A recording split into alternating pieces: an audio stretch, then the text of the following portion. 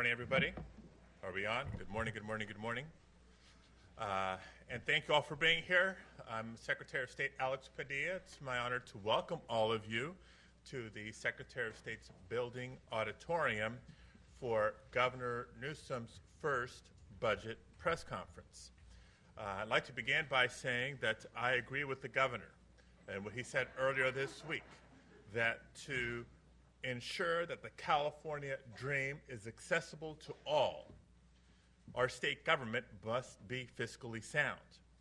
And as not just the nation, but the world is increasingly looking to California for leadership, I'm excited to hear about the governor's plan to build a dynamic, innovative, and inclusive California government that meets the needs of the most populous and diverse state in the nation.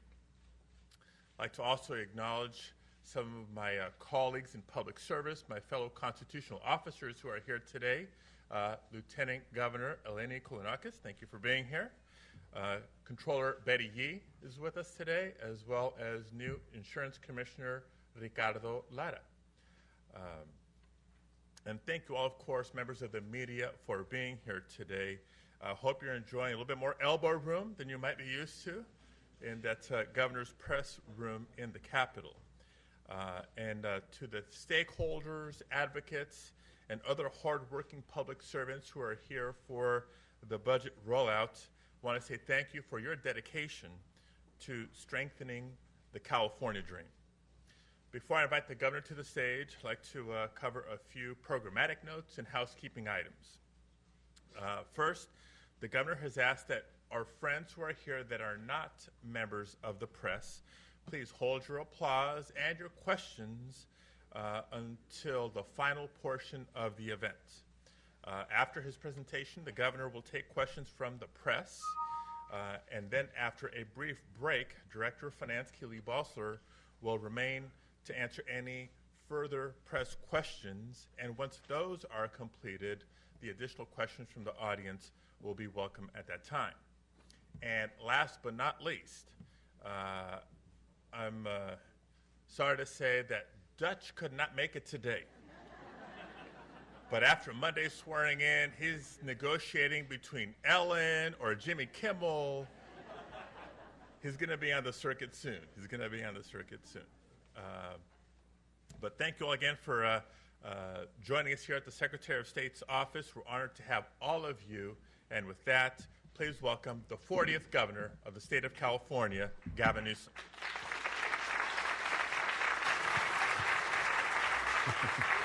Thanks, Mike. Thanks, Alex. Thank you all very much for the privilege of your time and the opportunity to expand the circle that we share this budget announcement with. Again, respecting that this is a press conference and respecting the fact that this is a Socratic conversation engagement, and I'm looking forward to having ample time at the end of this to engage in trying to explain some of what I am about to present and contextualize what I'm about to present. I, unlike the previous administration, may spend a little bit more time on this than you want. So just warning you, full disclosure, this is something I really enjoy. And so I'm gonna not take my time, but I want to do justice to the magnitude of the decisions that we are presenting in this budget, because I know it's rote and cliche to say it's a reflection of our values, but it is a reflection of our values. It is demonstrable that these dollars attach to real people and real people's lives. And there are things in budgets like this that, frankly, often are overlooked because they may not seem significant with the totality of budget, but have profound impact on individuals. And so I will bring out in this presentation some items that may not be large dollar amounts, but I think are substantive and, in some cases, symbolic of a gesture of sincerity about moving in a new direction or reinforcing an existing program or two. We are going to start Don't worry, there's not a 35-slide presentation. There are a few, just because, I guess we needed to have some slides. I don't know how necessary they are, but they will punctuate some of the fundamental points we want to advance. But let's just begin at the beginning. This is the 2019-2020 budget. And the budget this year will be presented as a $209 billion budget, of which $144 billion is general fund. That's a 4% increase over previous year's budget. On the general fund side, it's a 3.6% general fund increase. For those of you that have been at this for years and are looking through that budget book, I imagine you may be confused by some of the numbers. I'm happy to explain why they present a 0.1% increase over the previous years. I can explain that now or explain that later. Suffice it to say, that's because we want to take money that exists today and spend that one-time money immediately to draw down on our safety net reserves or increase our safety net reserves, draw down on our STRS obligation and our deferrals. And again, I can get into that in a moment, but I imagine as you get into this, you may be curious why it's a 4% increase, which it is, versus what is said in the budget book. I'm going to start with this first slide because I think it's an important one. This slide represents a modest departure from the past. We are arguing for even more discipline on our one-time investments. In fact, it's 86.4% for one-time investments and 13.6% for ongoing investments. I want to put that in perspective. The budget that was signed last year by the governor, 21% was for ongoing investments, 79% was one-time. You go back 2 years prior to that, it was about 80-20. I'm just giving you a sense of where we're starting. And I think it's an important message because the message we are advancing here is discipline, building a strong foundation to which everything else can be built.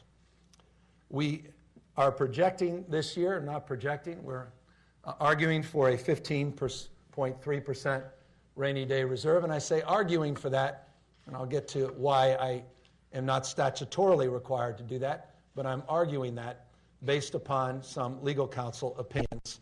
But that is an increase from the $13.5 billion you saw before. And in our forecast period, again, I'm presenting a one-year budget today with 3-year forecast. Over the forecast period, we are anticipating getting to $19.4 billion in what is commonly referred to as the rainy day reserve. We are assuming that we are going to continue economic expansion. I know that sends shivers up some people's spine because we're almost 10 years into that recovery. And I watched those last few budget presentations by Governor Brown. Every year he started with that. And so, let me get that out of the way. None of us are naive. Like the governor said, the next governor is going to be standing on the cliff. Right?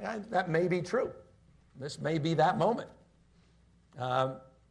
So we are cognizant of that, and I'm going to explain how we're going to represent that more fully in the budget. As a consequence of that trepidation and anxiety, we're not projecting what has traditionally been an average growth rate of about 5%. When you look back at previous budgets that have been submitted, we're anticipating a 3.2% growth rate over the next few years in personal income tax, the sales, and the corporate tax. So we're moderating our projections based upon the legitimate anxiety that we are overdue for a correction. And substantively, that moderation comes in this form. Because of the progressivity of our tax code, we're anticipating some good news that interestingly has a negative impact on our revenue, and that is we're going to start seeing some middle income wage increases. But because the middle income tax brackets lack the progressivity of the higher income tax brackets, it will actually generate less revenue for the state. So it's perverse in some sense. Good for the individual, good for the people of the state, not necessarily good for the budget. So again, modest, but nonetheless growth. Number three, concern, or rather the third slide that represents concern, is the slide that's very familiar to all of you. And that is, if we look out at the prospects of a recession, what would a recession look like? And we've got a team of economists, and we've added some influencers to that team. And what we're projecting, good people can disagree, is that we would experience, if we had a recession, it would be a little longer than the 2001 recession, but certainly shorter than the 2007 recession, which would then, as a consequence, impact the budget, and this is what this slide represents, by $70 billion over a 3-year period. You've heard that $60 billion in the past, 2020. Our projections are around $70 billion impact to the general fund over a 3-year period, which would structurally impact our budget by $40 billion. You say, well, wait, you lost $70 billion. Why is it structurally only $40 billion? That's because Prop 98, and that's because statutorily we wouldn't be required, pursuant to Proposition 2, to set aside money in the rainy day and pay down debts.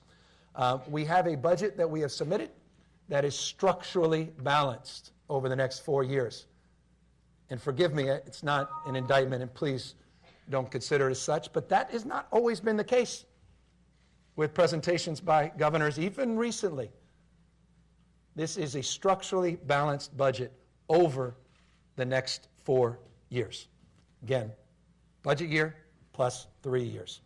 So, bottom line, we recognize the prevailing winds, a global economy that's contracting, interest rates that are rising, the volatility that exists not just in our body politic, but our stock market, and the anxiety that many of us are feeling around this moment in time.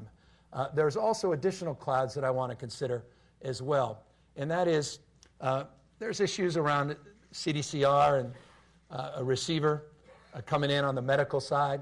We've got 6 open contracts, CCPOA, CHP, CSLEA, operating engineers, our psych techs that are coming up. And this is not, and please don't take it the wrong way, but just a 1% increase in the CCPOA budget is about a $50 million impact to the general fund. It just puts it in perspective. That's just something we're in the process of negotiating. So between now and we hope the May revise, that contract will be complete and will allow us to adjust appropriately. There's concern about ongoing costs, the courts, growth rates, higher education. That also are things that we are modeling and considering. There's additional concerns around DDS, and that's the disability, developmental disability rate study that's coming out, which also has to be considered as a point of caution. Look, this budget is primarily 2 things, education and health and human services. You just look at the education budget, 53% of this budget is education when you go K through higher education. 53%. When you add health and human services, add on an additional 28%. 81% of this budget is just in those categories. So there is not a lot of money for all of these new programs and for all the things that I know 99.9% of us, including yours truly, want to do in this budget. So we're just limited in that respect. But let me step back and go to this slide, because it is a reinforcement. It reinforces my bias, and that is building this notion of a strong foundation. We're putting $13.6 billion into the budget for what we refer to as resiliency. You'll see that bucket there, eliminating debts and deferrals. This is pretty exciting. I didn't know that I'd lived through this 6-7 years ago. We are paying off every single dollar in debt from that $34.7 billion of wall of debt that was announced a number of years ago. Every single dollar. This is the first time in arguably decades, let's conservatively say a decade and a half, where the state of California can lay claim to that. $2.4 billion of that is in special funds. $1 billion of that was in this payroll gimmick. If I use it in 6 years in a recession, forgive me, but it was used in the previous recession. We're getting rid of that gimmick. $700 million of it is for a fourth quarter PERS payment that we kept deferring. But this is a significant milestone, I think, in California's history and should calm some people's nerves. And by the way, when you pay down this debt under Prop 2, now you can start paying down the real debt, which is the unfunded liabilities in this state. And that's this second part of this pie chart. And that's $3 billion, and I'll get to the 4.8. But there's a $3 billion investment in paying down what we call an optional payment, which is the first time in history a $3 billion payment from the general fund will pay down PERS. Not insignificant. And by the way, we'll get to a slide in a minute. That's about a $7.2 billion savings, ultimately. So using this surplus to start paying down those obligations to address that unfunded liability. Number two, we're going to put down $1.1 billion in STRS. So $3 billion in PERS, $1.1 billion in STRS. There's an additional $390 million PERS payment that's part of that Smith loan. I know I lost every one of you except the unbelievable campaign, or all those fancy LAO and finance staff. But that was that $6 billion deal they did a couple of years back to get the float on the Treasury note versus the ROI over there at STRS. But there's an interest payment attached to that, and we're going to pay that interest payment of $390 million. And then we're going to deal with OPEB, which is, to me, the stress when I think of unfunded liabilities, and that's the health care liabilities. We're going to pay down $260 million of that.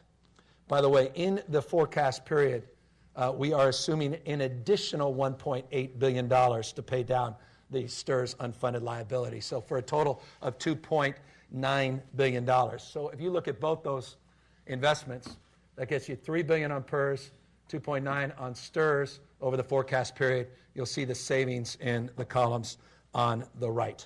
So that's about building resiliency. I'll step back and go back to this issue of increasing reserves. We're going to put $2.3 billion in our operating reserves. I don't know what more evidence you needed of that than wildfires. Add to that earthquakes. Add to that, fill in the blank. $2.7 billion. We're going to put that $1.8 billion, getting from 13.5 to 15.3 in that rainy day reserve, which I talked about.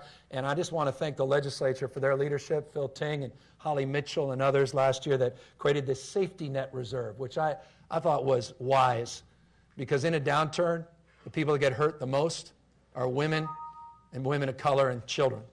And this safety net reserve is set aside in the health and human service sector to make sure we mitigate that. We're going to more than quadruple that safety net reserve if this budget is approved.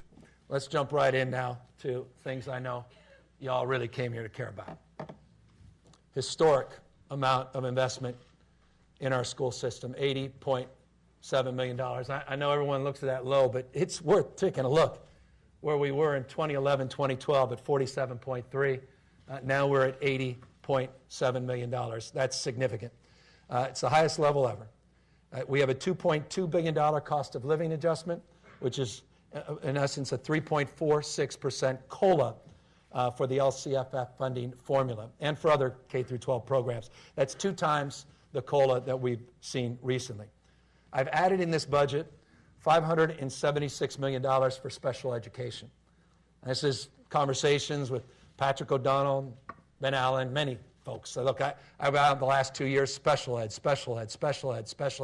ad nauseum, and understandably so. A lot of stress on that system. We're going to put $576 million more into integrating our special ed and rest of our system.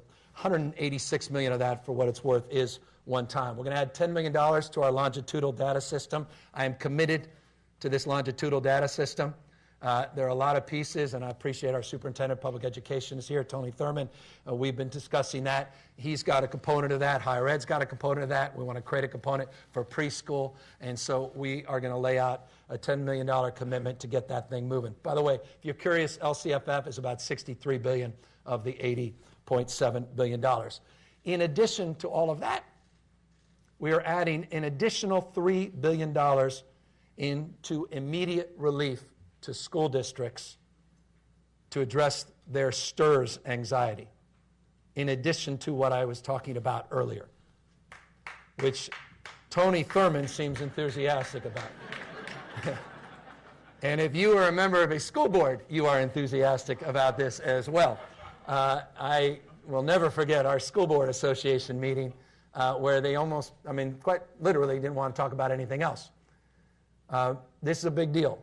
This is not paying down the state's obligation. This is helping relieve the district's burdens. This will average out over $350 million a year in the first 2 years. And for those of you that are in the wonkiness on the pension stir side of things, let me tell you exactly what it's going to do in the next fiscal year. In the 2019 and 2020 year, we're going to go from that contribution rate that was projected at 18.13%. It's going to go down to 17.1%. And then that final contribution that was peaking out at 19.1 is going to go down to 18.1%. I know it's still 18.1, but it's a relief to that system, to the system, and I think it's an important one as well. Here's the small ball, $300,000 that no one would pay attention to in a budget, but is important to me. And Tony, you and I have talked about this idea of combining the LCAP dashboard and this e-template with our school accountability report card to make it more transparent to the public. I want to get that done, something I committed to on this trail, and that's in the budget. Yes, we want a charter transparency bill. This is not bashing charters here, but I made a commitment. I'm following through on the commitment. We're going to get that bill dusted off. There was a lot of progress to compromise around that last year. Let's get that over the finish line. And why do I bring that up? Because I added that in the budget. So you're going to read about it in the budget. Just because I needed to add that in the budget because I thought it was important. On higher education, $1.3 billion of enhancements. CSU, $562 million. I want to put this in perspective. $300 million of that is for ongoing. That's an 8% increase at the CSU. As a member of the Board of Trustees, we have not seen that ever. Well, at least you can look that up. There's a couple CSU advocates back there. I just, again, I want to put it, we started last year with $92 million this time last year in the budget presentation on ongoing. We're beginning with a $300 million ongoing commitment. The rest, $262 million, will be one time. I want to focus on child care facilities, deferred maintenance, and continuing our investment. I say still feel connected to that system, on our hunger and housing initiatives and the like. So we want to increase the number of people enrolled. We want to complete our efforts on our 2025 initiative and continue some of these one-time investments that are important. At the UC, $393 million. $200 million of that ongoing. That's roughly a 7% increase. 8% CSU, 7, 6.9 to be exact, at the UC. $138 million of that is one time, including this interesting thing, and this is really for the UC people. We gave $40 million last year of Prop 56 money that no one was particularly happy about to deal with the issues of medical residencies. We're going to use general fund to do that and not 56 money, which will make folks on the 56 side of this conversation happier. And then we're going to do something that I am very enthusiastic about. At UC, since 2000, 60,000 people have been to the UC system and dropped out and never got their bachelor degrees. The UC extension is one of the most extraordinary programs that's been around for decades that is so underutilized. I want to go after those folks and get them those degrees. These are quote-unquote near completers. And so we're putting money in this budget, $15 million. May not sound like a lot, but I think it has a big impact because we estimate there's over 1 million near completers in California, people that have some credits but never got a degree that still reside in this state. And if we want to get to that degree number, why not start here? Because that's not much more we need to do to get people over the line. Community colleges, $401 million. You're going to see that 3.46% COLA. We're going to get that second year of free community college. Miguel Santiago and others, thank you for your work on that. We'll lock that in. So community college, year 1 and year 2 will be free if this budget is approved, and we're going to provide legal services for those young kids. Ricardo, you and I have talked about this, particularly undocumented students that are feeling anxiety. We want to enhance the legal services at the community college system for that as well. Here's a novel strategy on student aid. I know it's not everything everybody wanted, but one of the things I care deeply about is not just children, but parents, working parents. We have 29,000 students that we've identified that have children, young children, that are enrolled at our UC, CSU, community college system. I think they deserve a little relief because they're doing everything. And so we're going to increase the Cal Grant Awards from $1,648 for A and B Cal Grants up to $6,000 for those children and their parents, rather for their parents and the children. And for Cal Grant C grants go from $1,094 to $4,000. I'm really excited about this. It's a significant cost, but I think it's the right thing to do and will provide real relief to our parents that are getting their education at the same time. On preschool, it's already been written about. I'll happily answer a more detailed question, but my commitment is to phase in to all 4-year-olds. We're going to make that down payment starting this year. I am very concerned about our capacity to deliver on this in the short term. It's going to take, from my perspective, 3+ years to get this done. Just to lease the facilities, to purchase the facilities, to retrofit the facilities, to hire and train the workforce. You can't do that in a week, a month, even in a fiscal year. So the budget is going to lay out a strategy to achieve it over the forecast period, but we're going to be sober and honest about how much we can do. As opposed to over-promising and under-delivering, we're going to lay out what we think is a realistic budget to actually deliver on that promise. We also are going to deliver on the promise we made in the campaign on full-day universal kindergarten. 1/4 of our kids, this is Tony's presentation. 1/4 of our kids, 1/4 of our kids live in districts. This is just interesting. 1/4 of our kids live in districts that don't offer that. In California. So we're going to put $750 million in one-time contributions to focus on retrofitting classrooms and making the kind of infrastructure investments that are needed in that space. We also are going to work with the Department of Education, Department of Social Services, and Finance. And you've got a grant of $10 million. We got a commitment of $10 million. We're going to pull those grants, and we're going to put together that comprehensive strategy to frame this universal preschool commitment beyond 4-year-olds, get down to 3-year-olds, to identify new sources of funding, to basically lay out that foundation, and then also look at the issues as we were getting into this, that overlap with TK and some of the integration issues that are more confounding and confusing than they may appear. And so there's a grant to do that. So we're not just paying lip service to that commitment. We want to finance that commitment. $500 million in child care for infrastructure. That's workforce training. That's not just physical infrastructure. $500 million in that space. We're going to put $50 million, and I really appreciate Adrian Nazarian, others that love this idea, and David Chu, Scott Wiener, and others that worked on it when they were in San Francisco, of these child savings accounts. I really believe once the mind is stretched, it never goes back to its original form. When you enter into kindergarten, the goal is every single child gets a college savings account. Even a modest amount of money, you look at all the stats, even just a few $100s in an account increases the likelihood of a child going to college. So we're going to begin when people enter into kindergarten. San Francisco, we did this. They said it couldn't be done. And we're going to put tens of millions of dollars up to build this system out throughout the rest of the state. You want to address the stresses, the cost of education? Let's start funding those costs when people enter into kindergarten. We also are going to focus on early intervention and expanded screenings. This is Rob Bonta, Holly Mitchell, others. We talked a lot about this. Trauma issues for Medi-Cal eligible kids. We're putting $105 million into expanded screenings. We're going to put $105 million into expanded home visiting. I'm a big fan of home visiting for first-time mothers. There's actually a second pot of money, an additional $30.5 through the Department of Public Health for non-CalWORKS mothers.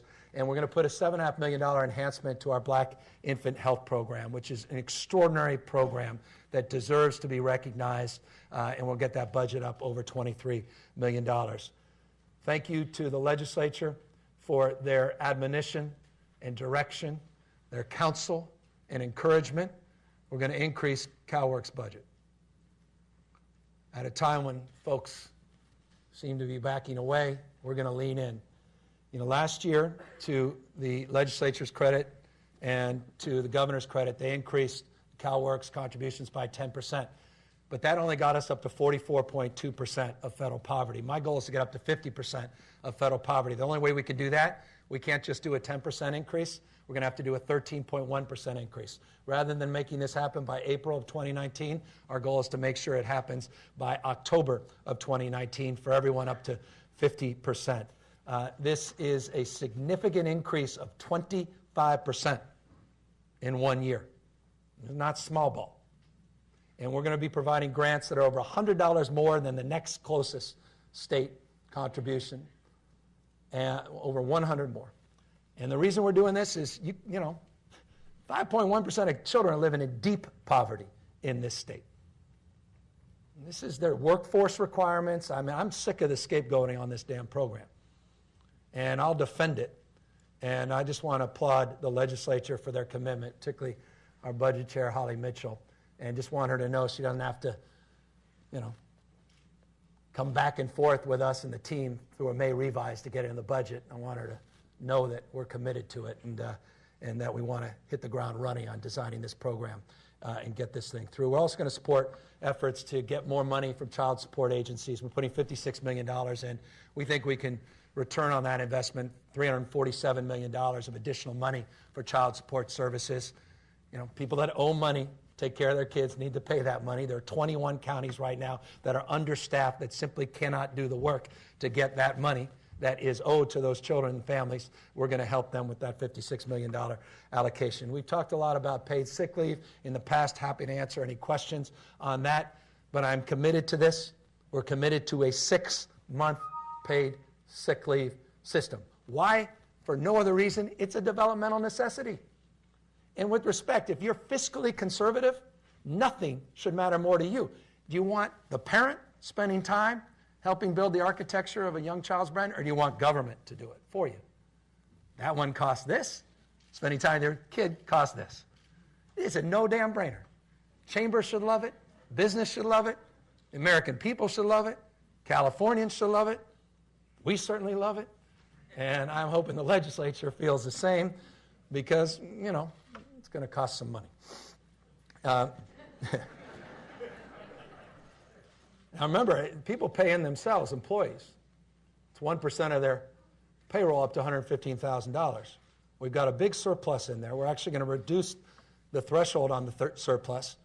We actually had money that they took from the system, from the unemployment insurance program. We're going to pay that back and enhance the system with an additional $234 million. And I'm just saying, forgive me for belaboring it, we're committed to this, not just interested in it. Let me tell you something else we're committed to.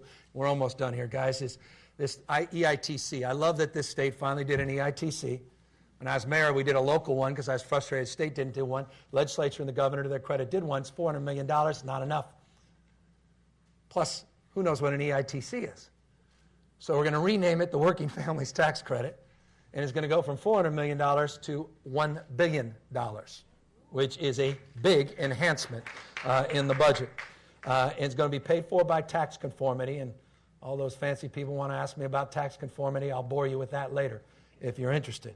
We're going to increase the eligibility and expand it to people earning $15 an hour, which is important. We're going to make sure people get these contributions monthly and be the first state in America that makes these contributions on a monthly basis. And by the way, this is 3 times more of an increase for those with kids under 6, which are, again, a special category for me. A little bit of a personal bias as well. Housing, $1.75 billion of enhancement on housing. We're not playing small ball on housing. $750 million we're going to put in, but it's incentive-based. As a former mayor, I like this, and I'm not so sure about it. But I like it. This is more money. But it's performance-based. You deliver, you get more. Let me explain briefly. We're going to establish new statewide goals. I'm not suggesting we're backing away from the audacious goals, but we're going to establish statewide goals that break down by region so that they're more realistic and more nuanced. As those goals are established, we're going to help those cities and counties put those goals to work by giving them the resources and technical assistance to develop them, $250 million. As they complete their goals and reach certain milestones, we're going to provide an additional $500 million of flexible money in the housing space based upon population. We're going to revamp our regional housing needs assessment process, and we're going to give HCD, community development, some more teeth. This is controversial, but no one should be surprised because I must have said it 350 times the last 10 years, or at least the last 2 years. And that is, you don't reach those goals, we're going to take SB1 money from you. I'll repeat that. You don't reach the goals on housing. To me, transportation is housing, housing is transportation. We have all this new SB1 money. You're not hitting your goals. I don't know why you get the money. That's why I wasn't so sure as a mayor that I liked that part. But we're going to phase that in over a few years to give people time. We're also going to put $500 million in one-time money from the current $43 million for our moderate income housing program to focus on the missing middle, workforce housing. $43 million to $500 million. We're going to add an additional $500 million from the existing $85 million tax credit program for low and moderate income housing. And this will be paired with this 4% federal tax credit. And for the developers out there, they'll know what that refers to. We've oversubscribed the 9%. This is about the 4%. So $85 million to $500 million on the missing middle, $43 million to $500 million. Significant increases. My goal, by the way, was over a 4-year period to do this. And we said, why don't we just get this done? Because of the urgency of this crisis in housing. We want these EFIDs, these enhanced infrastructure financing districts, to actually be utilized. There's only 3 of them in the state. Truckee, which all of you know well, San Diego, and Laverne. Folks in Laverne, thank you. It's an increment strategy, a version of a successor agency to redevelopment. The problem is you have a 55% voter threshold if you want to capture debt. We want to eliminate that 55% voter threshold. And we also want to pair it with the opportunity zones. This is the big idea. You got the federal opportunity zones, which defer, delay that capital gains. We want to conform that with the federal regs, but specifically for housing, low, moderate housing, and green tech. Otherwise, we're not interested in conforming it. So we want to lay those over our enhanced infrastructure financing districts. We have a plan finally to deal with excess state property. Nothing frustrated me more as a mayor looking at all this Caltrans property saying, why is that sitting there vacant? And they become nuisance. You put up fences. They become dump sites. So we're finally going to do an inventory. I was sure that this was done. Apparently it wasn't even done. So we're going to finally get that inventory done, and we're going to create new incentives to streamline construction, particularly with innovation on new strategies, on some modular strategies that respect prevailing wage, and prefab strategies that respect prevailing wage, and to the extent that some of these interesting tiny home strategies that are intriguing to me, at least to me, I would like to think we can enhance that. And yeah, I'm going to do a task force on impact fees. These impact fees are out of control. They're usurious. They're driving up the cost of housing. And I just want folks to know I want to tackle that. And to the extent we have to go to the ballot on that, that's something we're at least open to do. Bringing back redevelopment, I looked at it. We're putting more money now than when we killed redevelopment. Thank you, Tony Atkins, and that transaction fee. Thank you to the new bond. Thank you to the cap and trade program. Thank you to the $1 billion I just announced. And we're doing it in a way that doesn't take money from the education system that requires the backfill, and we're doing it in a way that doesn't take money away from the counties if we did reestablish redevelopment. I think EIFDs can do this in a way that can achieve the same or even greater result. Homelessness, we're putting $500 million into incentive-based programs as well. We want modern emergency shelters. I have been a housing first person, but the severity of this crisis with unsheltered requires, I think, kind of urgency on a new version of emergency shelters that bring social services, what we refer to lazily as navigation centers, to bear. We want to put $500 million into incentivizing the development of these in real time. $300 million originally up front for jurisdictions that have real plans. We're not just handing money. I want to see real plans. I think all of us do. We want real accountability. Once those plans are in place, we'll give you another $200 million to achieve those plans. And yes, CEQA waiver for these projects. I know it's lazy and rote, cliched, and I know it's also controversial, but seriously, if you could create CEQA waivers to expedite stadium projects, and we do all the time, we sure as hell should be able to do that for 130,000 souls that are out in the damn streets and sidewalks in this state. And so I'm happy to have that debate. And forgive me, I know it leaves people uncomfortable, but so be it. Literally, people's lives are at stake if we delay and deny the obvious. We also add $100 million, continue with our whole person care program, one of the best programs out there, focusing on supportive housing, focusing on the issues of mental illness. We also want to go after Caltrans in a different way, an enlightened way, with these airspace reforms. They did it in San Jose, Oakland, did it, I think, in, I don't remember, but they had some good programs. In LA, it was LA, San Francisco, and Oakland. That was it. Where they leased space in these Caltrans sites for $1 a year, but it's just in those 3 cities.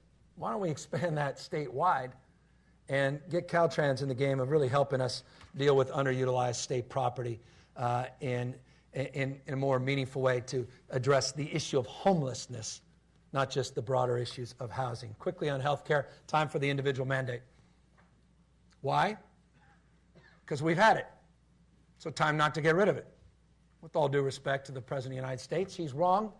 I think California is right. We'll take the revenue that generates and we'll use that revenue to subsidize people with deeper subsidies, particularly those in the 250 to 400% of federal poverty. And then we will expand our eligibility benefits for people from 400 to 600%. No state in America does that. We're committed to doing that through Colored California. Going to need legislation to do that, so help make that happen. You can't do everything, but we're going to make some significant progress. I know our insurance commissioner, this was a point of passion for him, Rumble and others, on expanding opportunities for undocumented residents. They already have a bill in Congress to kill our efforts, so that means we're doing the right thing, Ricardo. So we're going to expand that to everybody 0 to 25. We're going to expand our efforts on workforce development. Instead of one time on the Song Brown program, we're going to make it annual. You saw what we did on prescription drugs. We could talk more about that. You saw the letter we sent on new financing strategies under single payer. One big thing we're going to do is add $1.05 billion in our Prop 56 money and make it ongoing. It was $800 million one time last year. We're going to commit to ongoing funding, $771 million for providers, and that's for home health, family planning, developmentally disabled, intermediate care facilities are going to get the benefit of $771 million commitment. The other money, I want to have some strings attached. We want to put $180 million up to make sure we're improving immunizations and to integrate our mental and physical health efforts. There should be a string attached to those increased reimbursement rates. $30 million for more developmental screenings for children, $22.5 for more trauma screenings and referrals. $50 million of that goes to family planning, which will get them, see Planned Parenthood here, to that 100, the magic 100. IHSS, I can see, now I know there'll be a whole section we'll leave in a second. And they just get this. We're going to deal with 2 things with IHSS, which, by the way, is $12.7 billion now. This expensive program, but it truly is a life-changing and saving program, and I commit to it. We're going to deal with the 7% across-the-board issue related to the MCO tax. That's a $342.3 million commitment. And then we're going to address the maintenance of effort issue, which is a $241.7 million commitment, which will go up to about $460 million over the forecast period. That's going to lower county costs. And every county administrator should be applauding at home if they're watching this, which I doubt they are, because they probably have better things to do. On mental health, we're going to put $50 million into workforce training. Because of the work we're going to do that I just referenced on IHSS, because of this Byzantine thing on realignment, God bless you, the 2011 realignment, we are able to get an additional $70 million because of the IHSS announcement that will go to mental health because of the way Prop 63 was drafted. So there'll be additional $70 million in 63 growth, $50 million for workforce training, $25 million for innovation grants for early psychosis research and treatment. We're going to put $400 million out on Prop 2, the No Place Like Home. And as I mentioned a moment ago, the whole person care adds an additional $100 million. We're going to put a few $1 million into Alzheimer's research, particularly for women and people of color, building on the good work Maria Shriver has been doing in this space. And we're creating a brain health task force, which I can talk to you more about in terms of what we want to achieve. Public safety, I am committed to literacy in the prisons. You're going to hear that this year, next year, third year, fourth year, God willing. We have a program to increase by 26,000 prisoners that access literacy programs. I don't think there's a greater return on investment than teaching a person to read. And we talk about all these fancy rehab programs, but people can't even read. And you get back out. You don't even have that basic skill. The recidivism rate's off the charts. For people who learn to read, recidivism rate drops significantly. So this is an exciting program. We'll continue our tattoo removal efforts, and we're going to put, because we put a lot of burdens on law enforcement. I have great respect for law enforcement. All the implicit bias training we're requiring, the stress that they're facing on mental health and dealing with those issues, escalation, we're going to put a significant enhancement, $34.9 million into post, which I think is a big deal, and law enforcement deserves it. You can't put all these new requirements and burdens and expectation without giving them the resources to get trained, and I think we've done a lot of lip service to that. We need to do more. We're also going to put $5.8 million to deal with retail theft. That's a real issue, and we're going to have to address that in a much more systemic way. And we're putting $75 million to pretrial services to improve pretrial outcomes, $10 million human trafficking, victim assistance, 4.2 to continue the good work of the workforce. Last two things, DMV. Audit's underway. I don't want to wait for the audit to do reforms. We're bringing in a new team. We announced that yesterday. We're going to accept credit cards. Is there like someone want to applaud that? Yes, it's a governor in 2019 in California saying that we're going to accept credit cards in 2019 at the Department of Motor Vehicle. That is in the you can't make that up file.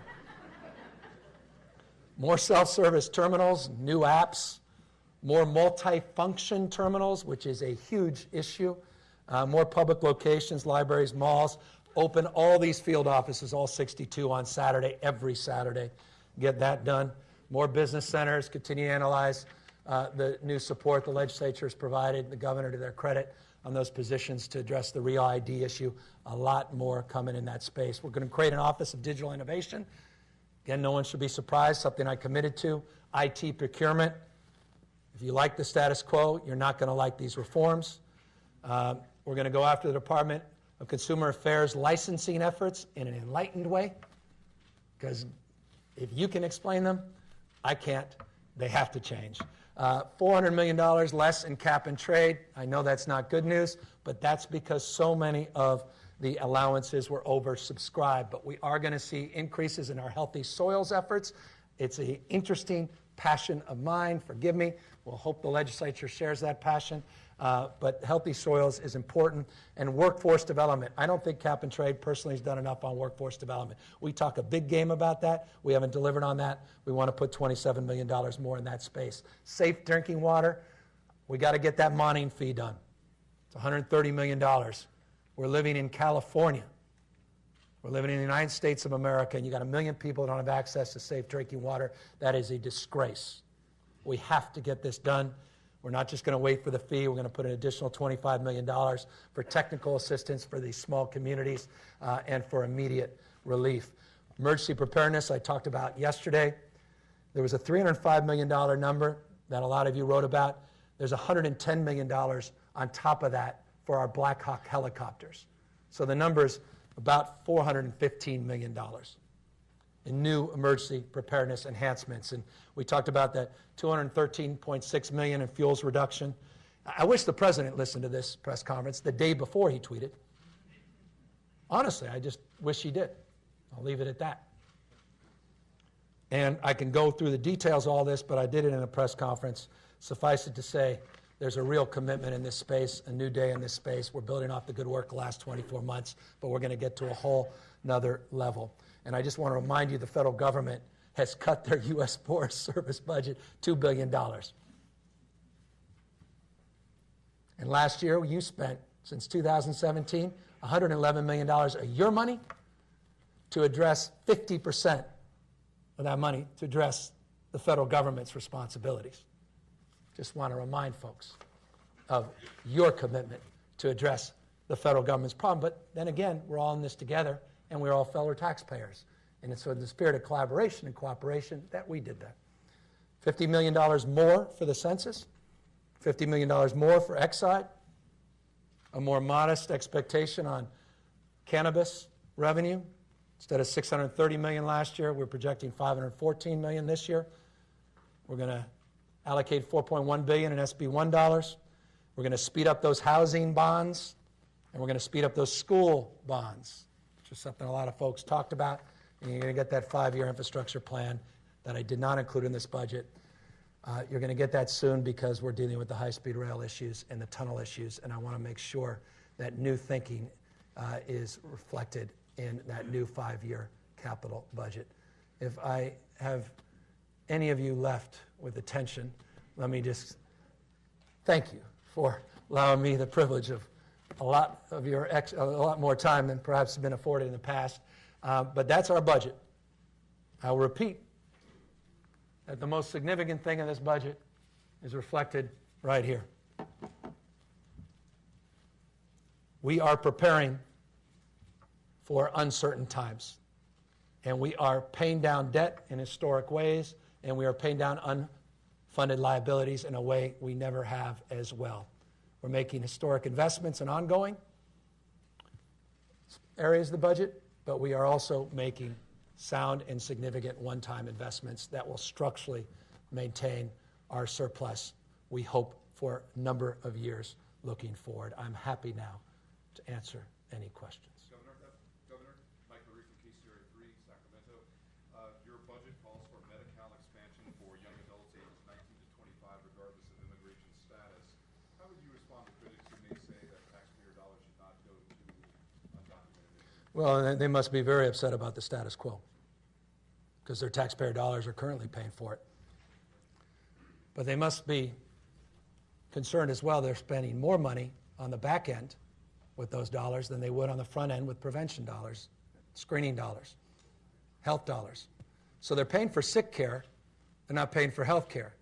So unlike those, I'm more fiscally conservative. I actually believe in spending less money and getting more, and I think we also have a moral argument to make as well. Oh, guys, just jump in, guys.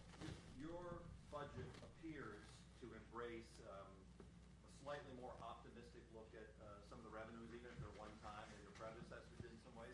What in the economic data suggests to you that you can spend money that you said? What? You don't think I... No, in fact, it's exactly the opposite. Last year, the governor, that one time, the governor was just 79%.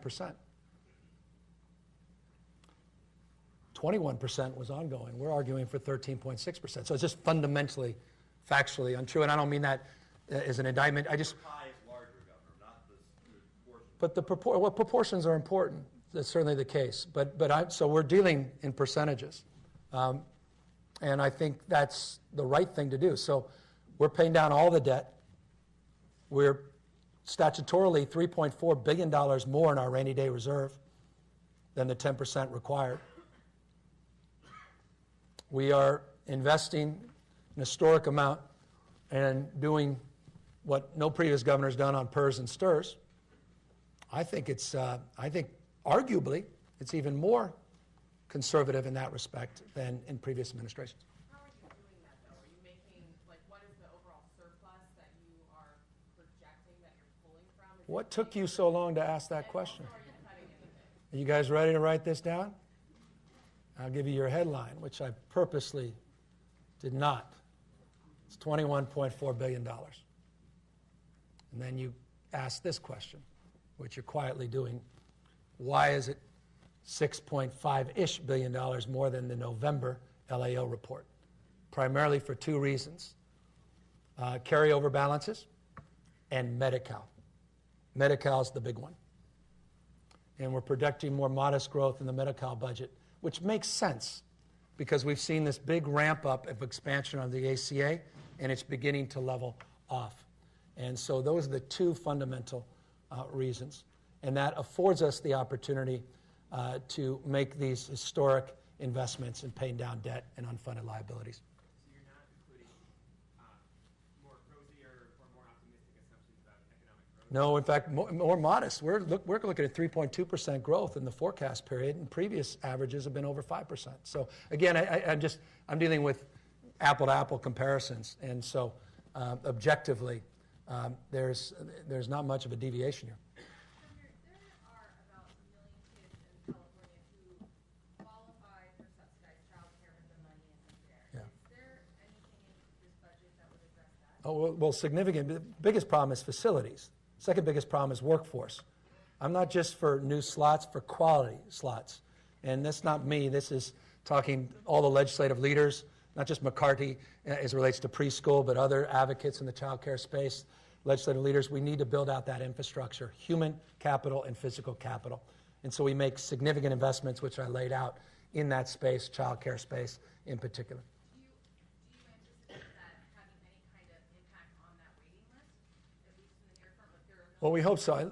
You can't, again, if you have to build an addition to your home, it's going to take time to build the addition to accommodate more members of the family. So this takes some time. It can't be done overnight. And interestingly, these fund balances that I speak to, a lot of them were on preschool allocations from last year, which were remarkably modest that we couldn't spend. It kind of reminds you a little bit of the president's wall, where he didn't even spend last year's allocation, and somebody wants another $5+ billion for next year's. It's rather perverse. So we want to do what we're capable of doing, and we sat down with all the experts, and we believe this is achievable and that these are investments that we can actually absorb in the system.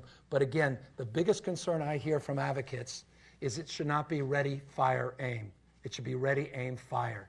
Make sure that we have sound foundation as we build out this system. What's been missing humbly in the past is a vision and a commitment.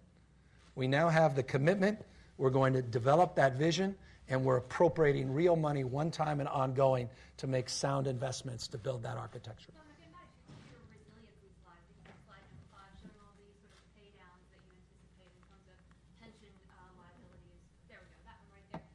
Now, in the past, members of the legislature have looked at this kind of thing and as a place to claw back some money for programs that they're interested in. How committed are you to protecting this 13.6? Well, it goes to that first question. I'm concerned about what's on the horizon. I just am. And, look, I was a legislator for years as a county supervisor. I was a mayor during the most difficult economic times in our state's history. And by the way, mayor of a county, not just a city, that had to absorb even more cuts at the county level. And so I intimately understand the magnitude of the anxiety for those that don't believe that current conditions will continue. So I'm cognizant of that, and I don't want to relive that any more than you do, or I think any member of the legislature. Look, I sat down with legislative leaders. This budget reflects their priorities, not just mine. I don't know what the governor did in the past, but I've spent a great deal of time with folks up there trying to understand. That's why this budget, I think, reflects a lot of their priorities in advance in ways that, with respect, the previous administration's budget did. Let me just give you an example. I remember sitting here last year, Governor Brown said there won't be one more dollar for higher education. At CSU, I think he increased that by over $100 million, just the CSU budget, by the May revise. I just leaned in and said, look, here's the $300 million ongoing commitment, because I just want to sort of set that table today, and I anticipate there's going to be a lot less stress on that. And so we'll find other areas where we'll negotiate and bargain. And this is just January. I had a transition. I mean, wait till next year. You'll need to sit here for 4 hours when I have a time. I love this stuff. So then we'll be able to frame a lot more of this. Forgive me. Oh, I expect they better, or that money's being taken away in a May revise. I'm almost afraid to ask, but what is a tax reform? God bless you. See, well, as you all know, we had a federal tax bill that deformed our state tax system by creating a $10,000 limit on our state and local tax deductions.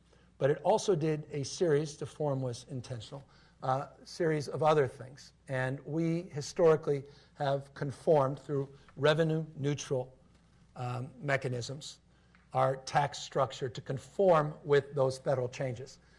We're doing it for small business. We're doing it as it relates to pass-throughs, corporations. We're doing it as it relates to carry loss tax status for individuals and their ability to deduct that. And in that conformity is new revenue that we are using to enhance our earned income tax credit. Why are you picking those particular provisions? They're traditional. It's what this state does. It conforms its tax code. The question of what you want to do with the resources is one that's open to the legislative process and to the governor and his staff. And by the way, can I just ask my finance staff to stand up, Keely and everybody? They did such an extraordinary job. I'm blessed with this rock star team. There are a lot of them.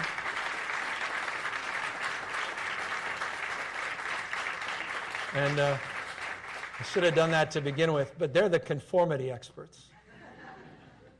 And there are probably, 8 or 9 conformity lines, 7 or 8, that we can walk you through after I leave, because I'm not, I'm happy. You mentioned that this idea of more of a stick around housing development and goals is not something local officials would be too happy about. I'm just curious, and you said you've been talking to lawmakers. Just curious kind of what your political plan is to get folks like cities on board. Well, you know what? We had a call with the Big Ten mayors, 11 now. I don't want to talk for them, but we got a lot of good feedback. I mean, there's a lot of new money. So I said, I think they're going to be happy, but there are conditions attached. And I also think we heard, I don't want to speak for all of them, you'll call them, a couple of mayors actually said, good, hold us accountable. Not every mayor said that, and that's where I throw some caution. But look, this is a crisis, and everybody's in this together. And homelessness is not a local concern in a few big urban centers. It's not just a regional concern in urban metros. It is a statewide concern, and everyone has an obligation to step up and step in and do their job. If they don't come asking us for more money. And the same thing is with housing. There's no responsibility. You don't meet your housing element and your general plan goals, then, we just roll over and we go on, give you the same amount of transit money. Why? Why do we do that? It's a new day, and we have to have new expectations, new requirements. And you can add on to that the debate and Scott Wiener and others are having about local land use as it relates to density bonus around transit corridors. This is a healthy debate, and it's long overdue. The issue of housing is the poverty issue in the state. Our poverty rate in California is marginally higher than the rest of the nation, except and unless you include the only thing that matters, which is cost of living. The poverty rate in California, the reason it's the highest in the country is cost of living. The number one drive of cost of living is housing. Housing. This is the issue. And unless we get serious about it, then this state will continue to lose its middle class, and the dream will be limited to fewer and fewer people. Governor, what are the issues that you where your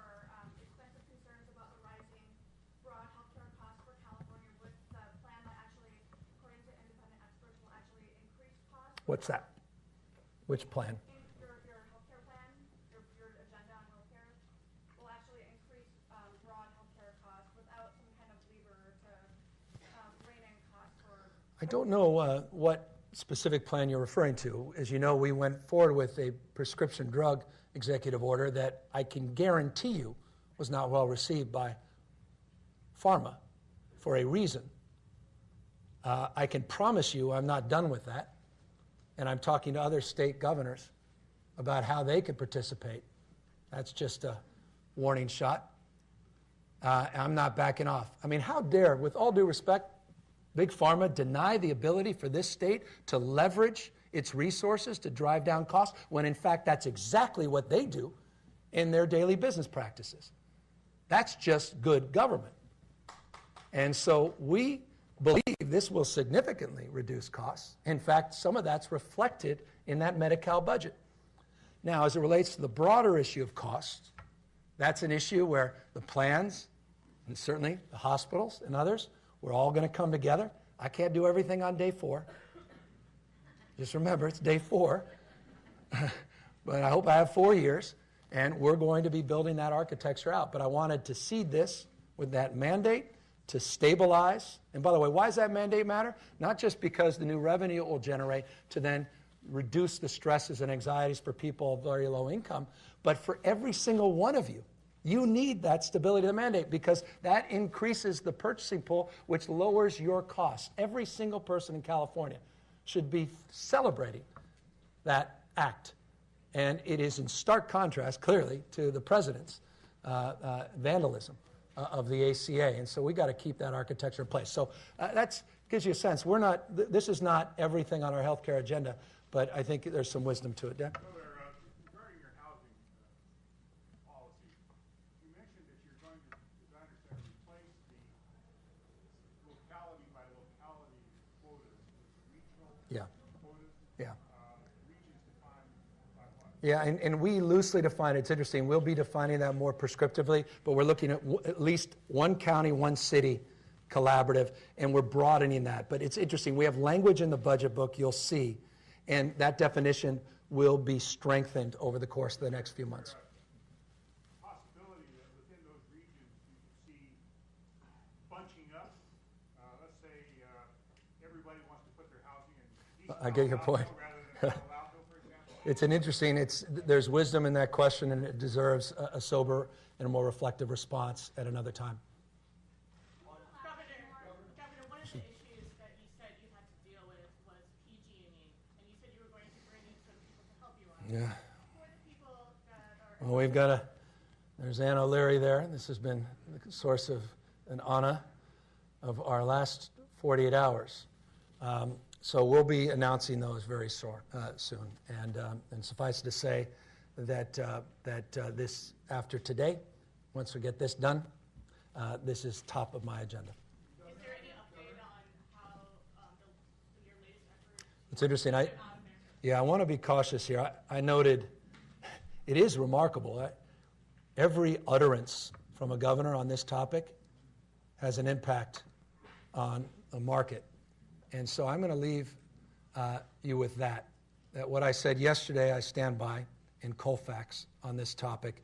And you should know that within the next few days we'll be making new announcements. Oh, so yeah, additional $50 million more for the census. Look, in addition to the money that was appropriated in previous year's budgets, I've been hearing from legislative leaders, Lorena Gonzalez and others, that they feel that that money, substantial as it is, was inadequate to the task. The question for all of us, and again, working with the legislative leaders, the Speaker, and the pro tem, is to make sure that money is wisely invested in a very culturally competent way, in a very organized and deliberative way with transparency.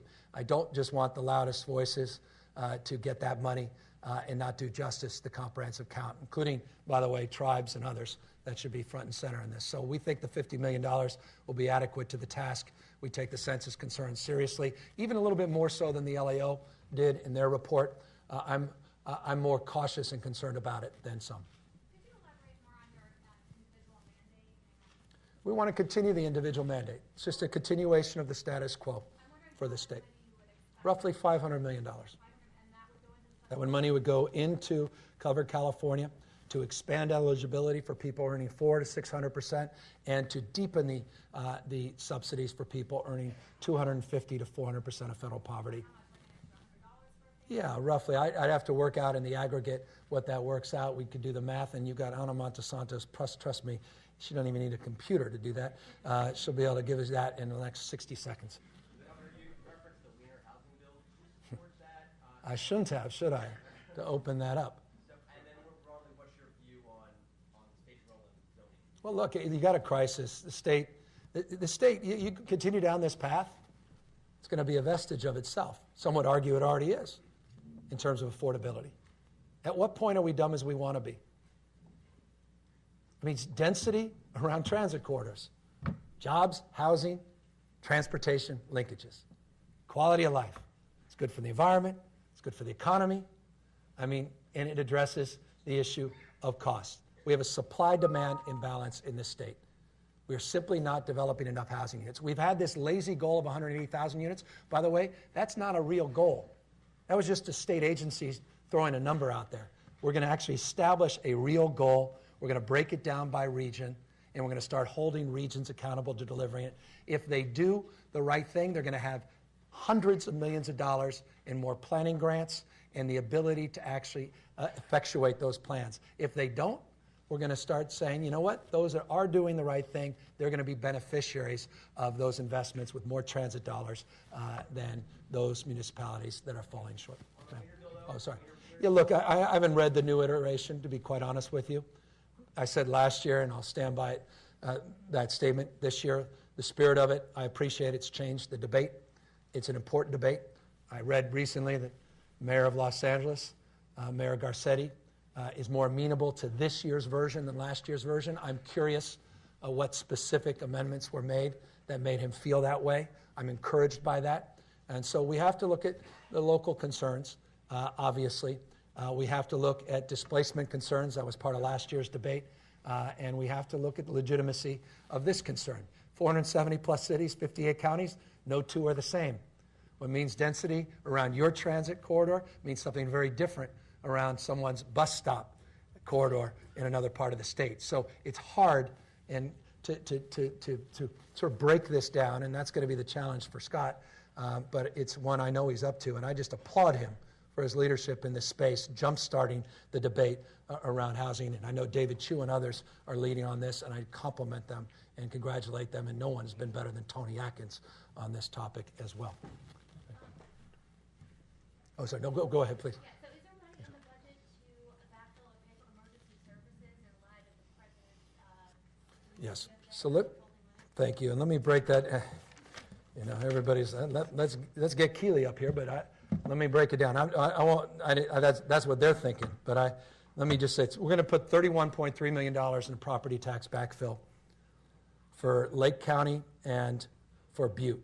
By the way, that's a 3-year commitment. The state has never done a 3-year commitment. And let me congratulate and compliment Congressman LaMalfa for his wisdom, his insight, and his statements that he made about the president's tweet. Let me thank the Republicans that represent that district for their hard work on behalf of the folks impacted in Paradise, the Camp Fire, in Butte, and representatives in and around Lake County that was hit in 2015, 2016, 2017 by fires. We do not forget. We're not moving on. So that's a 3-year commitment. We also have the Prop 98 school backfill, which is $19 million. We're going to take care of the locals' share on the debris removal, which is not an insignificant amount of money. We're estimating $155.2 million to take care of that local concern as well. That is not a requirement. It's the right thing to do. We also are going to address our local and state share on our disaster response, which is $923.1 million. Just put the magnitude of what occurred in perspective. So that's why that tweet was unfortunate. That's why there's anxiety, because these are real. This is real money. These are real people's lives. And by the way, I was in the car with the president where a lot of folks were celebrating his arrival. A lot of people had Make America Great hats on. And had the flag saying Trump 2020. I hope he remembers those images when he considers his next series of tweets. Oh, sorry, John. Governor, you talk about the state's commitment to paid family leave. What is that commitment going to involve, especially in dollars and cents? Well, let's put it in perspective. We've been making real progress, and I want to again compliment the leadership, Hannah-Beth Jackson and Garcia, many others. Forgive me, that have been doing really good work to expand eligibility on our paid family leave. But you know what? We're still way behind other nations in the world. 6 weeks is not 6 months. 6 months is the goal. And so currently we have $3.63 billion in reserves. We have increased our replacement rate from 55 to 70% because of that legislative leadership. Scott Wiener, Connie Leyva, Lorena Gonzalez worked hard on this, to 70% for low income, 60% for all others. So what I want to do is reduce the reserve requirement, which will allow us more resources to invest in this space. Remember, these are employees' dollars. They pay into this fund. Now, the fund is healthier than it's been in years, and we want to find new revenue source to increase not just the replacement rate, but to increase that contribution beyond the 6 weeks. The reason I put it in this budget is I want you to hold me accountable. I wanted to make a statement to my team. No one, look, this was, by the way, full disclosure, Ann O'Leary, my chief of staff, she said, I will only come to work if you commit to paid family leave. She says, the minute you fall short, I'm leaving. I don't want her to leave. So that's our commitment. We've got this great group. By the way, she, full disclosure, worked on all this for someone by the name of Hillary Rodham Clinton. So we already have the best and the brightest working on this, and we've got a national group because they think if California does this, it's going to change things for the rest of the country. So we're all in. I know the legislature's excited. Connie called, she loved it. Hannah-Beth Jackson called, she loved it. Lorena said, let's do this. I mean, that's a powerhouse right there. You got the speaker who's great on all things children-related, Tony Atkins, who's, I mean, I love this legislature. You want to ask how we're going to work together? We are working together, and this budget reflects that. It's one option. It's one, but it's an option. How much would it have to rise to cover 6 months? Well, we'd have to, look, currently we tax 1%, the payroll tax, up to the first $115,000 of earnings. One option, and I'm not arguing for this, when you write it, can you say he didn't argue for it, is you can raise that threshold beyond $115,000 for higher income earners and continue to pay into that system. That's one option. There are other options. You can use general fund money. You can find other creative ways to finance it. So we'll explore all those, and we've got this work group already convened to do just that. Governor, the state controller just put out a tweet saying that December revenues came out $2.5 billion below expectations. Does your budget project a downturn in the economy? Well, it projects more modest growth of 3.2% from our traditional growth projections of 5%. It, as I laid out in the entire introduction, sets out a course of caution. Thus, this slide and the previous slide on the issue of one-time versus ongoing, and that's where I'll be stubborn. Was room for negotiation, but I want to be stubborn because of the fluctuations. The stock market, right when I was putting this thing to print, the market's volatility went in black, and I called Ann, I said, how do I get to the printer? And she said, it's all good, you got to May revise. This is just your opening salvo, which is a good reminder to all of us. So we have flexibility. In the next few months, we'll iterate, we'll work through this, and we'll see how things go. But I am not ideological about this. And we're going to make sure that we are prepared for uncertain times ahead. Sir. On the note of flexibility, are you closing the door on some of the more expansive redevelopment proposals that we've already seen come out? Yeah, I mean, look, David Chu, who's been extraordinary on this, he and I have shared experience, and that was an extraordinary redevelopment agency that really was one of the best run agencies in the state of California. But as I said, I think we have made enough progress, and I'll sit down with him to try to convince him of this. With all of these other enhancements, many of which he's been an advocate for, and because of his advocacy I've included in the budget, that I think we are doing even more than what we did in the last redevelopment budget, which, by the way, was about $4 billion, of which we had to take $1.6 billion of our general fund to offset the costs to our K through 14 education system. So I think there's more money than there was in that last budget. And with the enhanced infrastructure financing and these opportunity zone overlays, I think we'll have more than enough to convince people that this is a legitimate successor agency to redevelopment Carlisle as we've known it.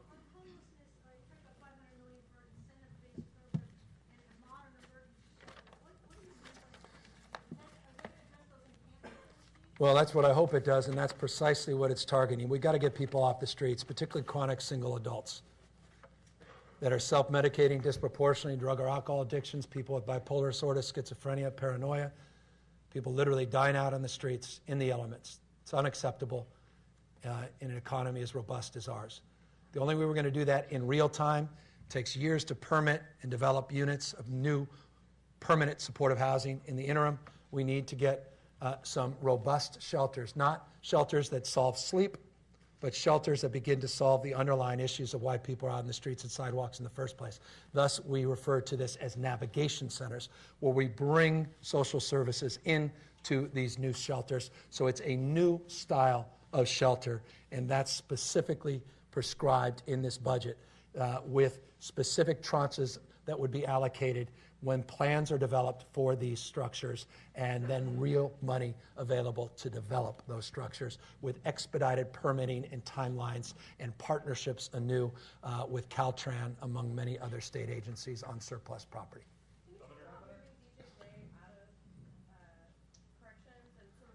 I was going to save that for next week. I'm out of things. I will have nothing for you. Maybe I will. So we have some ideas, and I'll get to you. I want to just preview this. So it's in the budget. Well, good pickup. Unless you had a leak in my office, which I'm impressed. No one talked about this. But we're gonna end the juvenile justice system as we know it. We're going to bring it into health and human services. I'm excited about this, but I want to make that a separate announcement because I think it's a big deal. By the way, I also wanted to make a separate announcement, but I just realized it probably deserves to today. Any of those federal workers that are furloughed, come in to EDD. We'll get you unemployment insurance. Let the word go forth. We'll cover you. We'll have your back. Come in. We already have EDD on alert that we want to bring those 144,000 folks that may be impacted and let them know that they should be able to pay their rent come in the end of Friday. They're assessing it as we speak.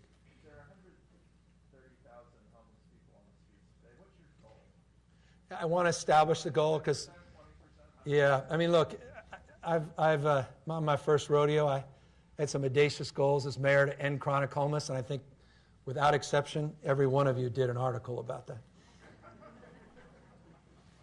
And I said, and what you didn't write about was when I announced it, that I know it's going to be almost impossible to achieve, and you're all going to write an article about it. So that was lost.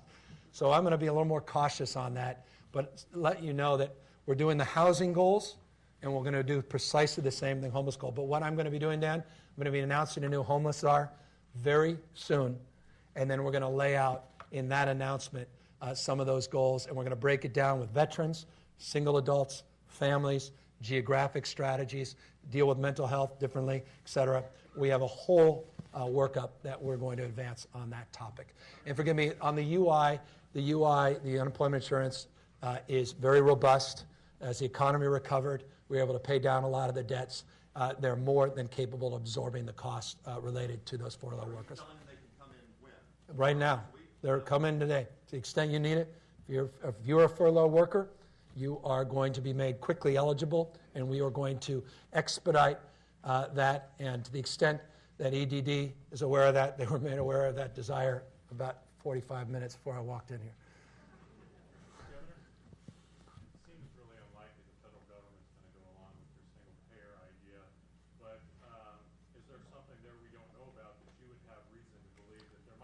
Well, we have Ro Khanna carrying a bill for us. He's already got co-sponsors. It doesn't explicitly state the single-payer component, though I do, because that's part and parcel of what this new waiver would entail. The waiver is not the traditional 1115 waiver or, for that matter, the 1332 waiver. The 1332 is, under the ACA, what is commonly referred to as an innovation waiver. The 1115 is a Medicaid waiver, in our vernacular, a Medi-Cal waiver. In both those waivers, there's constraints. Most times those waivers are afforded by the federal government. It's to take something away, not to add something. Thus, the need and desire to have new legislation to create a third waiver that would allow more flexibility in the development of a more robust system that would include a new financing structure. So that's what we're pursuing. We're very pleased that Ro Khanna is going to champion that. We're already working with our federal partners and engaging the new speaker. And it's a different day. The president has allowed for a number of waivers for states. We believe that there is a prospect that we will be successful. Otherwise, I wouldn't have wasted your time and the effort for Ro Khanna and his colleagues. Well, we're seeing something similar in Washington. Are there any other governors that you're working with along similar lines? Well, you saw that joint letter, Governor Inslee, Governor Brown of Oregon, Washington, myself, just on the issue of wildfires. You're going to be seeing a lot more in partnership with those governors, also other blue state governors. There's a whole new crop of governors. A number of them are old friends of mine, and there's a new sense of urgency to work collaboratively together in ways we haven't in the past, so stay tuned. Governor, big picture question, or broad strokes, as you might say. The economy's strength has kind of allowed you that, and the way the budget has been up until now has allowed you to kind of have your cake and eat it too with this proposal. Save a lot of money, spend a lot. Yeah. Do you feel fortunate in that regard? Oh, I mean, look, as I said to you guys the other day, I thought that LA Times headline was priceless. Newsom's on top, no place to go but. and nothing to do with me, just was fill in the blank, my name. Look, the biggest, look, we're impacted by a macro economy more than anything else. When you're a nation state like ours and an economy this large, there's certain external factors, and they've inured to our benefit. We also have a progressive tax system, which we love to hate during bad times, but we embrace during the good times.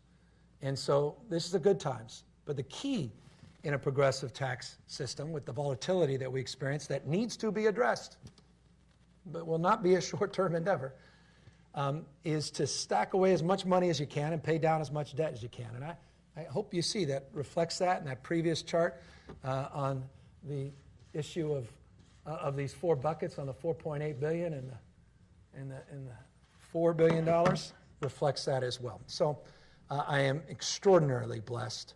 And, this is not naive. You pinch yourself at times like this because the likelihood of ever experiencing this again is very slim. Governor, there's less volatility, as you know, in property taxes. So might I ask you the ballot measure 2020 about business property taxes and the split roll? What's your take on that? Yeah, my take is this. I've long supported that in the past, but I've made this point very clearly. My desire is to use this as an exercise of bringing the parties together to see if we can compromise on a more comprehensive tax package that would reform our system that overly relies on a very volatile progressive framework and expand that tax base in a way that's not regressive. I think there's some lazy punditry out there that says, well, you either have a progressive system or a regressive system. I don't see it that way. I see some nuance. And as you know, this economy is radically different than it was 100 years ago. And we're not taxing the modern economy, we're taxing the old economy. And we are now a robust service economy. And many other states tax more broadly their services than even the state of California, not just blue states, red states. We don't even tax many of those services. So there's ways of lowering the overall effective tax rate, particularly on sales tax, expanding that base. There's proposals that have been put out there. Bob Hertzberg's led the effort in terms of at least engaging in one of those conversations. And I give him credit for that. I also have been spending time with the folks that help generate a lot of the work around that legislation to see if there's some modern thinking on that topic. I do not align myself with any of the existing recommendations. Full stop. Because my job, if we're going to get the parties together, is not predetermine the outcome. I am not naive. Governor Brown had no interest in this, even at the peak of his power, influence, and insight, with all his history. So I'm not suggesting I'm going to walk in here and we're going to get a new tax reform and we're going to figure this out and get it signed before the May revise as an urgency clause. I get it. And so I just hope that that 2020 ballot anchors a conversation that I think is long overdue. Have you engaged them yet? Sorry. Oh, yeah, we've engaged tangentially. But again, forgive me, I've barely been in here 4 days. And I don't mean to remind you of that, but my gosh, it's been 4 days.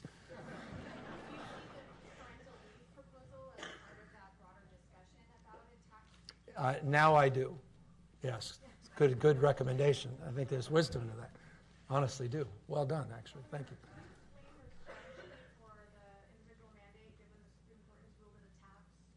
Well, I just, look, the individual mandate was the third leg of the stool under the ACA.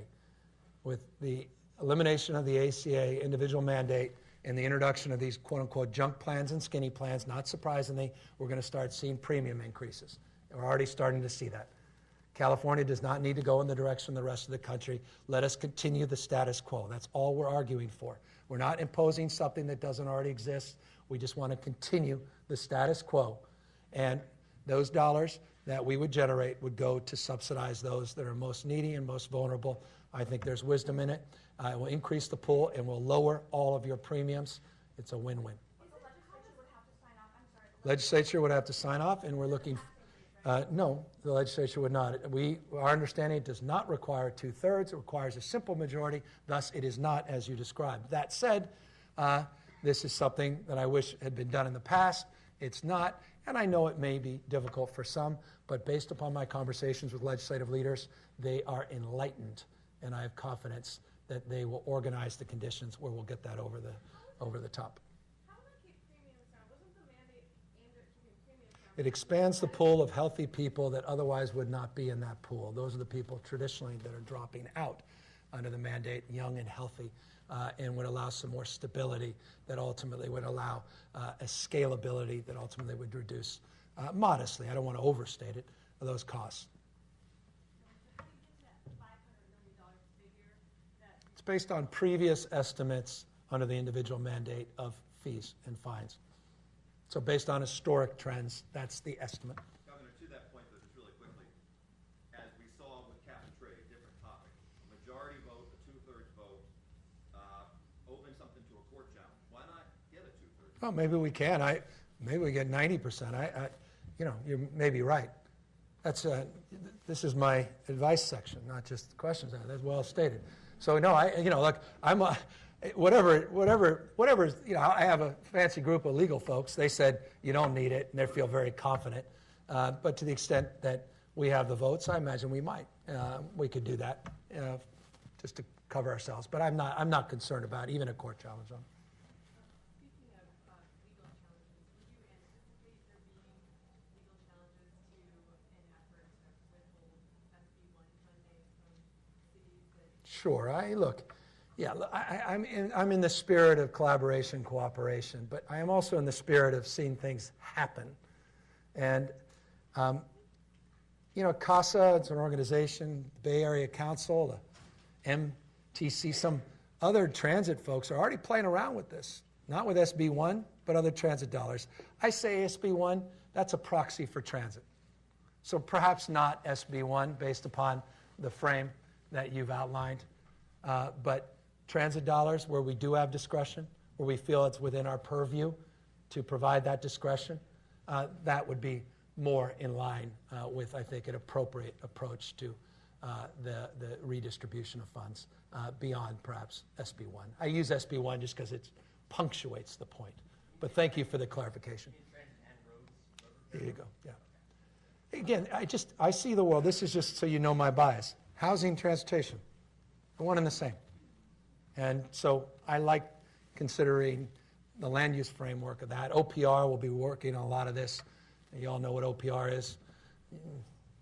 Most folks don't, but it's our long-term planning folks. I got this new great director, so we're mocking all this up. You'll hear a lot more about it in the next few months.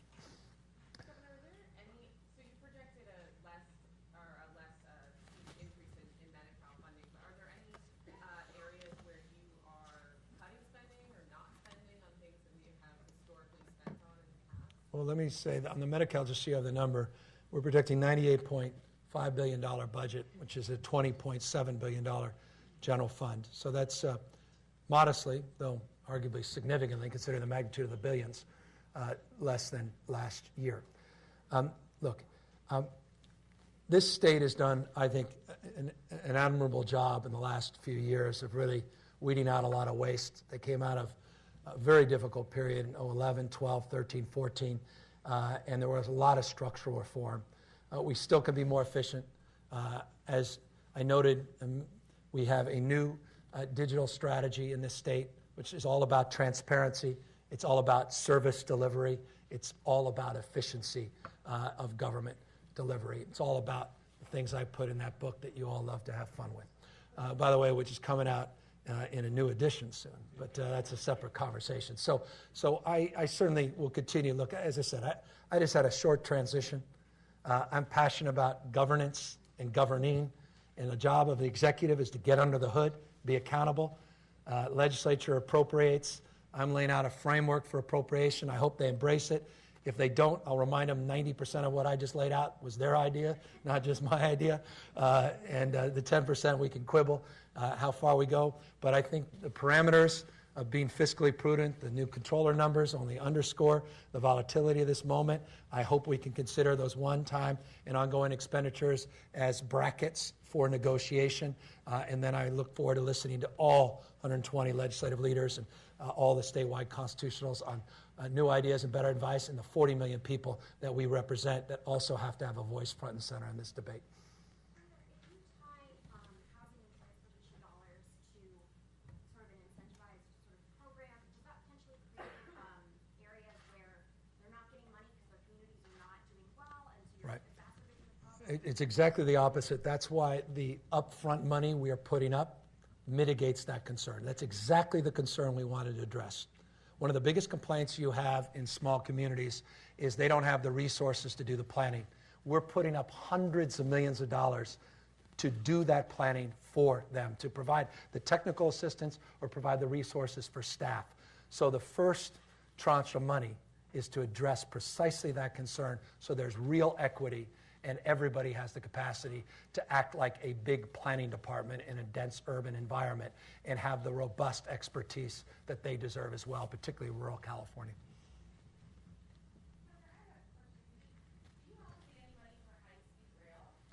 We are coming out, the current cap and trade program provides statutorily the same allocation of funding as previous years. We will be putting out that 5-year capital plan, and we'll be updating our considerations of the same. High-Speed Rail Authority has a meeting next week. I have a lot of thoughts on that topic. I pledge more transparency, more accountability. I'm going to be more honest about what it is, about what it isn't. I am currently assessing the current leadership. I am reviewing the details of the audit, and we are assembling our own advisory team on the topic, and you'll be hearing a lot more about that, and it'll be reflected in that 5-year capital allocation. What about the tunnels? That includes the tunnels and that 5-year capital allocation. I hesitated to throw that into this budget because I wanted to do justice. The tunnels are included. As you know, I'm concerned about the twin tunnels, but I am committed to conveyance, and I am committed to looking at this with a fresh set of eyes. And I also understand the urgency, not just of the utilities and high-speed rail, but on the tunnels, particularly as it relates to these voluntary settlements in the Sacramento and Merced negotiations, which continue as it relates to State Water Board, and we are assessing personnel at the State Water Board, and we'll be making announcements there shortly as well. Governor, you mentioned that cost proposal making its way to the Bay Area. Do you have thoughts on that, and whether you'd like to see that move through Sacramento this year, and just generally that regional approach? Well, I love the regional approach. So, yeah, I hope you heard the thrust of what I was saying is expressing that bias of regionalism on all these issues. Look, it's just like trees do not manage themselves appropriately along property lines as it relates to addressing emergency preparedness and wildfires, accordingly earthquakes, but I would argue more broadly the issues of homelessness and housing have to be looked at from a regional perspective. And so that's exactly the spirit of what they're trying to advance. I haven't looked into the details of any legislative package, but it's certainly the spirit that I'm embracing and advancing with real appropriation, real dollars attached to this budget. Governor, companies like Uber and Lyft have signaled they may be doing an IPO in this We'll maintain our progressive tax base until that's done, and then reform it. Does this budget assume that those things are going to happen since they can generate substantial amounts of No, we didn't assume any specific IPOs in this budget, but certainly enhancement. But what I did assume, and you'll see language in the budget, is that corporate California steps up and helps us on the housing front. And you'll see language as it relates to the $500 million appropriation on the missing middle workforce housing, that I want to see the Valley step up and match our contributions. So that is a preview of quiet conversations that we've been having. But the workforce housing issues have been exacerbated by the success of a lot of these companies. I do not begrudge other people's success, but that success is creating burdens and stress.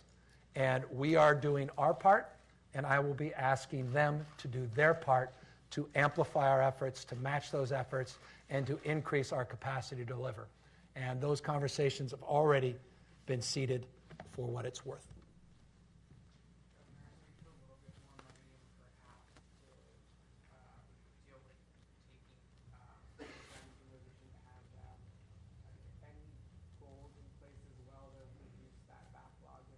Well, the most important thing we did to reduce the backlog, this is in the armed prohibitors purchasers issue, which was addressed in Proposition 63, the initiative that I was proud to sponsor. And that is at adjudication at sentencing.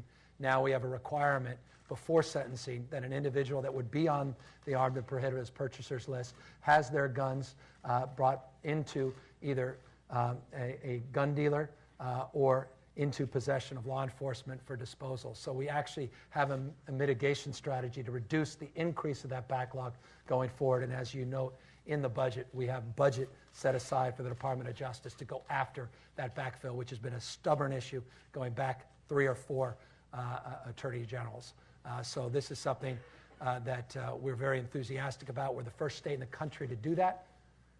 And that, I hope, will address the curve in terms of that backlog moving forward. Governor, you were a big... On the power and federal workers, can you just talk about your concerns about since they don't get paychecks as of tomorrow? They don't get paychecks, so come on into EDD, get the unemployment insurance, but know that you can do that. I don't know that many of them knew they could do that, and let's avail them to that. So I'd like the extent you can be a public service announcement, which I know makes you all send chills up your spine because you're not cooperative in that respect. You are independent, as you should be.